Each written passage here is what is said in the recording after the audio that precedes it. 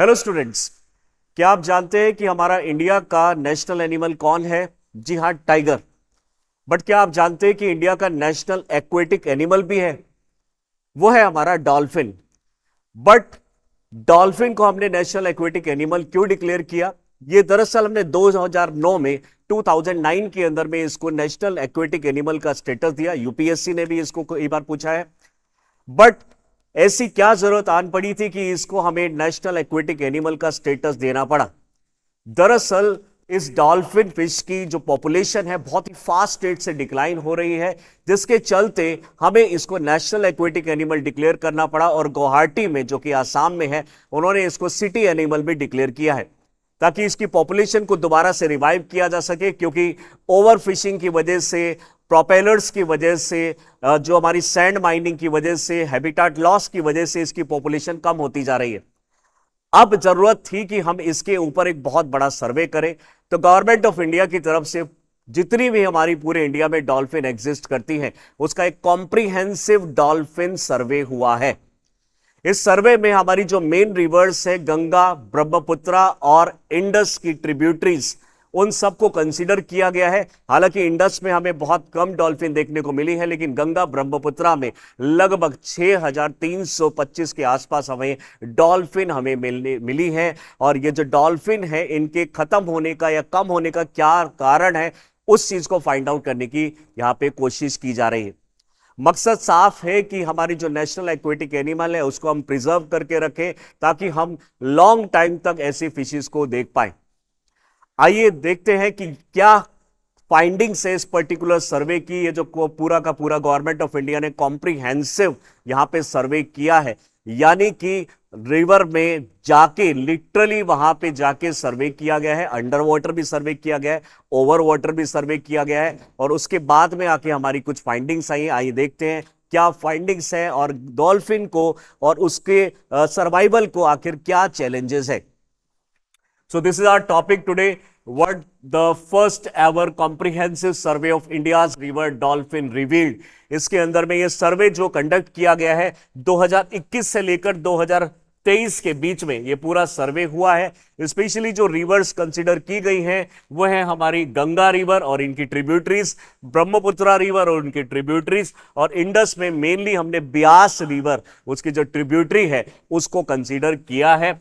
तो ब्यास रिवर जो कि पंजाब में है, जहां पे सतलुज आके मिलती है, वहां पे हमने सर्वे किया है। और लगभग हमें 6000 के आसपास हमें टोटल इंडिया के अंदर में इन 3 रिवर्स के अंदर में हमें डॉल्फिन्स देखने को मिलती है, जो कि नंबर्स में बहुत ही कम है। अब इससे रिलेटेड प्रोग्राम्स लाए जाएंगे ताकि हम इस पर्टिकुलर एनिमल को बचा सकें। 3 मार्च को फाइनली हमारे प्राइम मिनिस्टर मोदी जी ने इस सर्वे को रिवील किया है। यानी फाइनली आप जानते होंगे कि हमारा जो national board for wild life है, उसके जो चेयरमैन है वो प्राइम मिनिस्टर ऑफ इंडिया है। तो इस तरह के बड़े प्रोजेक्ट को जब भी हमें प्रोक्लामेशंस करने पड़ते हैं, रिवील करना पड़ता है, तो प्राइम मिनिस्टर का इसमें बहुत इंपॉर्टेंट रोल रहता है। तो प्राइम मिनिस्टर ने फर्स्ट एवर कॉम्प्रिहेंसिव जो पॉपुलेशन का हमने सर्वे किया है उसके बारे में बताया है और इसको रिलीज किया है। ये जैसे मैंने बताया 2021 से 23 के बीच में सर्वे हुआ था। फाइनली अब ये हमारे पास फाइंडिंग्स इसकी आ चुकी हैं कि गंगा, ब्रह्मपुत्रा और ब्यास रिवर में आखिर कितनी डॉल्फिन प्रेजेंट है। The result reveal critical insight into the endangered aquatic mammal population. अभी आपको याद रहना चाहिए कि हमारी जो डॉल्फिन है वो मैमल कैटेगरी में आती है। तो ये जो एनिमल है एक्चुअली में तो फिश नहीं है, ये एक मैमल कैटेगरी में है। और डॉल्फिन जनरली ब्लाइंड होती है, और कुछ ही ऐसी डॉल्फिन है जो थोड़ा बहुत देख पाती हैं। जनरली जो डॉल्फिन्स होती हैं वो बचपन से ही ब्लाइंड होती हैं, और उनका जो विजन होता है वो उनके साउंड से, इको से होता है, इकोलेशन से होता है, या फिर आप बोल सकते हैं अल्ट्रासाउंड से होता है। अगर स्टेटस की बात करें तो ये गैंगेटिक डॉल्फिन है हमारी। इसका जो स्टेटस है IUCN यानी international union for conservation of nature में एंडेंजर्ड कैटेगरी में इसको डाला गया है। और हमारे वाइल्ड लाइफ प्रोटेक्शन एक्ट 1972 के अंदर 1972 का जो एक्ट है उसमें शेड्यूल 1, जिसमें हम सबसे ज्यादा प्रायोरिटी वाली एनिमल्स को डालते हैं, और अगर कोई भी पर्सन पाया जाता है कि वो डॉल्फिन की पॉपुलेशन को कम करने में रोल प्ले कर रहा है किसी भी तरीके से, डायरेक्टली और इनडायरेक्टली, तो उसके हाईएस्ट लेवल ऑफ पेनल्टीज यहां पे होती है अंडर दिस पर्टिकुलर एक्ट।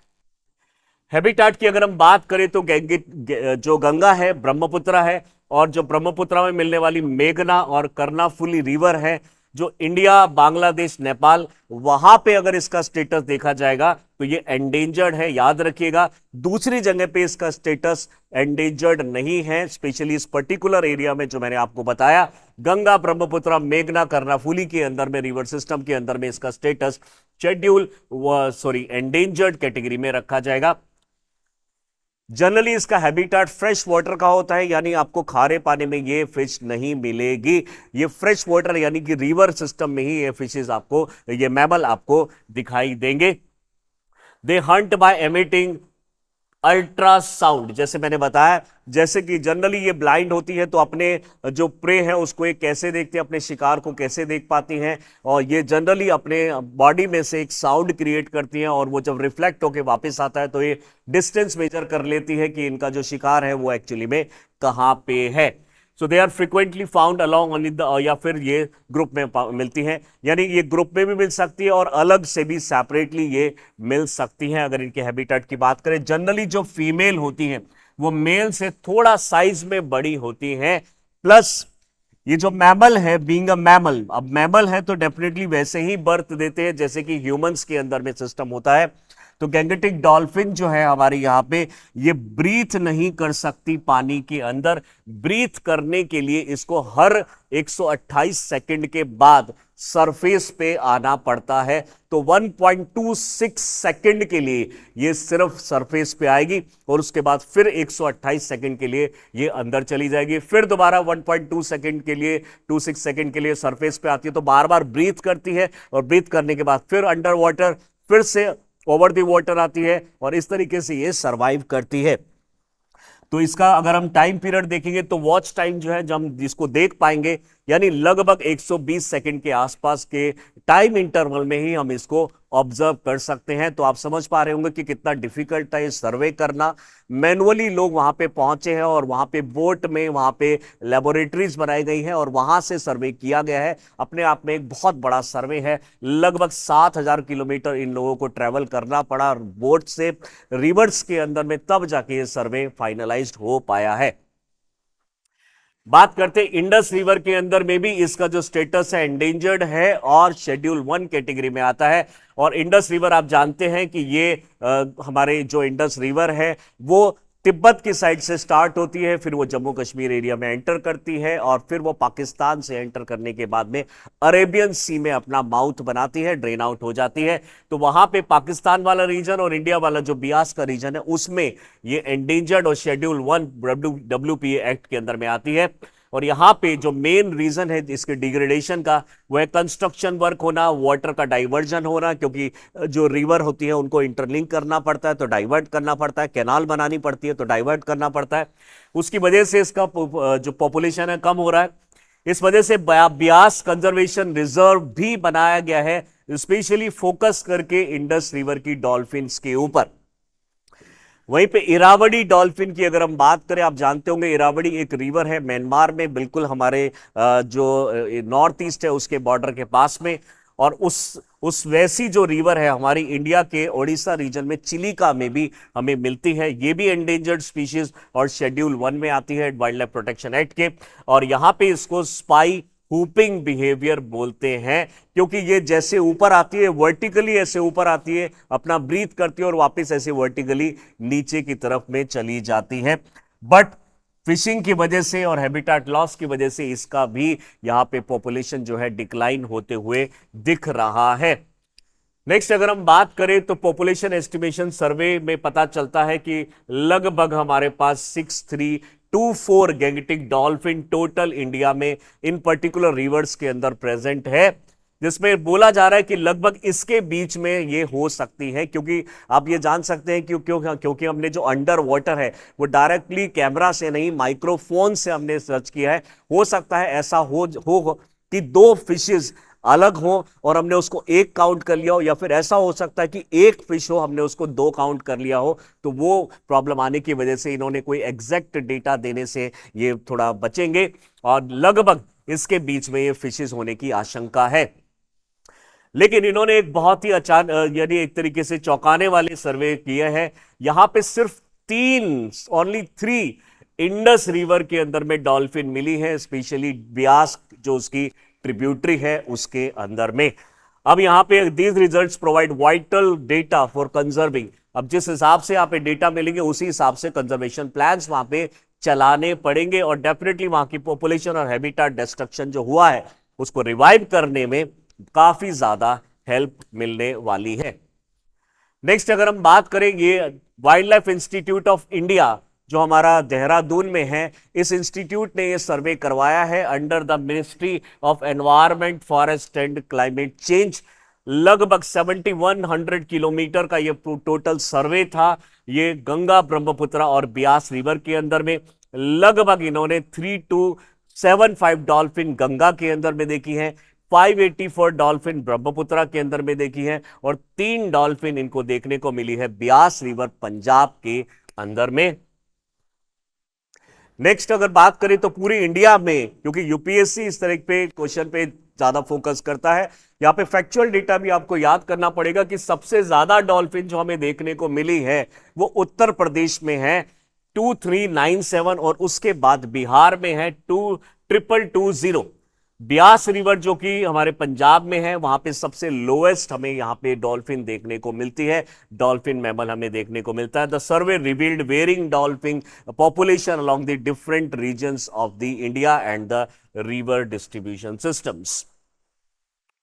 वहीं पे अगर हम बात करें, जैसे मैंने बताया 1.26 सेकंड के लिए ही ये सरफेस पे आती है, ब्रीथ करती है, जल्दी से प्रेशर से ऊपर आती है, एयर उसके अंदर जाती है, और फिर से ब्रीथ करने के बाद लगभग 128 सेकंड के लिए वापस से ये अंडर वाटर चली जाती है। तो यहां पे जो सर्वे किए गए हैं, सर्वे में दोनों चीजें यूज की गई हैं। एक तो लिटरली मैनुअली जो ऊपर से जो जब भी ये जो डॉल्फिन मैमल है ऊपर की तरफ आएगा, एक तो तब सर्वे किया जाएगा, और जब ये अंदर जाएगा तब माइक्रोफोन को यूज किया जाएगा, और माइक्रोफोन से एकॉस्टिक वेव या फिर हाइड्रो अकॉस्टिक वेव्स को यूज किया जाता है इसको डिटेक्ट करने के लिए। तो विजुअल भी लिखा जा गया है, अकॉस्टिक मेथड भी इसके अंदर में यूज किया गया है। हाइड्रोफोन्स जिसमें हाइड्रो अकॉस्टिक वेव्स निकलती हैं उनको यूज किया गया है डॉल्फिन को क्लिक करने के लिए, और डॉल्फिन को यहां पे डिटेक्ट करने के बाद उसको काउंट करने के लिए। फर्दर अगर हम यहां पे देखें तो यहां पे in large and deep river channel, यानी ये जो मैमल है, डॉल्फिन है, ये लो वाटर के अंदर में कम मिलेगा। हाई डेप्थ जहां पे होती है, यानी ज्यादा डेप्थ, गहरे पानी जो होते हैं वहां पे इनके नंबर्स हमें ज्यादा देखने को मिलते हैं। ये भी हमें इस सर्वे में देखने को मिला। In large and deep river channels double observer method was used, यानी जो बहुत ज्यादा डीप थे तो दोनों मेथड उसमें यूज किए गए, यानी ऊपर विजुअल वाला और अंदर हाइड्रोफोन या फिर आप बोल सकते हैं माइक्रोफोन वाला कॉन्सेप्ट भी यूज किया गया है। नैरो चैनल्स के अंदर में यहां पे टेंडम मेथड इसमें यूज किया गया, while the single boat method was used in the very narrow, जहां पे छोटा पाथ से या फिर रास्ते छोटे थे रिवर्स के, वहां पे हमने एक सिंगल बोट सर्वे भी यहां पे किया है। This allowed efficient detection and avoid double counting, यानी बार बार सर्वे किया गया है ताकि कोई गलती यहां पे ना हो। डेफिनेटली फिर भी ह्यूमन एरर थोड़ा बहुत हो सकता है, अदरवाइज ये डेटा हमें काफी हद तक करेक्ट डेटा देते हैं। अगर हम बात करें यहाँ पे डॉल्फिन हॉटस्पॉट और कोल्ड स्पॉट, दो तरह के हॉटस्पॉट यहाँ पे और कोल्ड स्पॉट यहाँ पे स्पॉट्स बताए जा रहे हैं। हॉटस्पॉट वो एरिया है जहाँ पे हमें डॉल्फिन बहुत ज्यादा नंबर में मिलती है, और कोल्ड स्पॉट वो एरिया है जहाँ पे डॉल्फिन काफी ज्यादा कम नंबर में हमें देखने को मिलती है। तो आप देख सकते हैं कि उत्तर प्रदेश के अंदर में स्पेशली अगर हम बात करें गंगा में, नरोरा और कानपुर के बीच में कोल्ड स्पॉट है, यानी रिवर में ये पर्टिकुलर डॉल्फिन मैमल जो है हमें कम दिखाई देते हैं। दूसरा है बिहार कि चौसा मनिहार रीजन के अंदर में ये एक हॉटस्पॉट में यानी ज्यादा दिखाई देते हैं। लगभग ये मैमल जो है 2.20 डॉल्फिन हमें पर किलोमीटर के एवरेज से यहां पे एनकाउंटर हुई है। नेक्स्ट अगर हम बात करें वाटर डेप्थ सिग्निफिकेंटली इंपैक्ट जो होता है इसका दिखता है पॉपुलेशन के ऊपर में। बिहार के अंदर में ज्यादा डेप्थ है तो हमें ज्यादा दिखाई दे रही है, जैसे कि घाघरा, गंडक और कोसी जो उसके अंदर में आती है, गंगा के अंदर में ट्रिब्यूटरीज हैं उसकी, वहां पे हमें ज्यादा पॉपुलेशन देखने को मिल रही है। वहीं पे ट्रिब्यूटरी जो आसाम की है जैसे कि सुबनसिरी हो गया, कुल्सी रिवर हो गया, वहां पे पॉपुलेशन डिक्लाइन कर रही है क्योंकि डेप्थ ऑफ वाटर भी यहां पे कम है। और हमें यहां पे इजीली पता चल जाता है फिर कि जहां पे डेप्थ कम होगी वहां पे डॉल्फिन कम होगी, जहां पे डेप्थ ज्यादा होगी वहां पे हमें डॉल्फिन ज्यादा दिखने के चांसेस हैं। चैलेंजेस की बात करें तो डेफिनेटली ऑनगोइंग चैलेंजेस यहां पे अगर हम देखें तो पॉल्यूशन एक बहुत बड़ा रीजन है जिसकी वजह से इनकी पॉपुलेशन कम होती जा रही है। ये जिनके ऊपर डिपेंडेंट होती है वो एनिमल्स भी, एक्वेटिक एनिमल्स भी डिक्लाइन करते जा रहे हैं, जिनकी वजह से इनको खाना ठीक से नहीं मिल पा रहा है। इस वजह से ये माइग्रेशन भी बहुत ज्यादा करती है, और जब माइग्रेशन करती है तो ओरिजिनल हैबिटाट को छोड़ना पड़ेगा और सर्वाइवल जो है खतरे में आ जाता है। हैबिटाट डिस्ट्रक्शन हो रहा है जैसा कि मैंने अभी बताया आपको, और प्रे जो है, नंबर ऑफ प्रे जो है यहां पे वो डिक्लाइन होते हुए हमें दिखाई दे रहे हैं। While the estimation provides valuable data for conservation efforts, it underscores the need for continued protection हमें करनी पड़ेगी under the wild life protection act 1972 को यूज करके हमें इन एनिमल्स के ऊपर में काफी ज्यादा फोकस करने की जरूरत है, क्योंकि 6324 ये एक बहुत बड़ी डिजिट नहीं है। इस तरह के एनिमल्स हमारे लाखों में होते हैं लेकिन यहाँ पे कुछ हजार ही है। तो हमें जरूरत है कि एफर्ट्स डालें और इस तरह से प्लान लेकर आए जहां पे हम इस एनिमल को बचा सके, इस मैमल को यहाँ पे बचा सके। The result of the comprehensive survey are crucial for the future conservation of the Gangetic as well as the Indus dolphin. Indus में हो सकता है अभी हमें 3 डॉल्फिन दिखी हैं, हो सकता है इसके अलावा और भी फिशेज हो। With detailed population estimate and insight into their distribution there is hope for improved conservation status. और हमें जो एनवायरमेंटल थ्रेट्स है और उसको सेफगार्ड यहां पे करना पड़ेगा, तभी हम इसकी पॉपुलेशन को यहां पे बचा सकते हैं। अपने आप में एक बहुत बड़ा सर्वे है ये, कई साल इसके अंदर में लगे हैं, 2-3 साल इसमें सर्वे में करने में लगे हैं। अब आप देखेंगे कि इससे रिलेटेड कोई ना कोई plan government of India release करेगी आपके एग्जाम के लिए, वो बहुत ज्यादा इंपॉर्टेंट हो जाते हैं। और ये जो सर्वे है हमारे जो रिसेंट एग्जाम्स आने वाले हैं नियर फ्यूचर में, उसके लिए बहुत ज्यादा इंपॉर्टेंट हो जाते हैं। इस तरह के वीडियोस को अगर और भी देखना चाहते हैं तो do subscribe our channel Chahal Academy. Thank you.